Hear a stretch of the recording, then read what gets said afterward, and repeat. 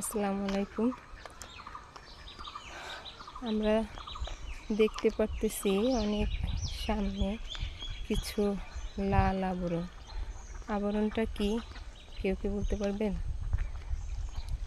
এগুলো হচ্ছে ইজাল গাছের ফুল। আমরা ছোটোবেলায় ইজাল গাছের ফল দিয়ে ফুটকা বন্দুক বানিয়ে খেলতাম।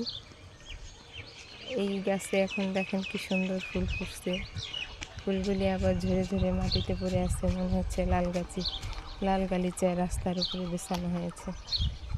কি অপরূপ দৃশ্য! এটা আসলে গ্রামেই সম্ভব দেখতে। গ্রামের এই অপরূপ দৃশ্য এটা সব জায়গায় পাওয়া যায় না। কি ভালো লাগতেছে। এই যে হচ্ছে গাছটা।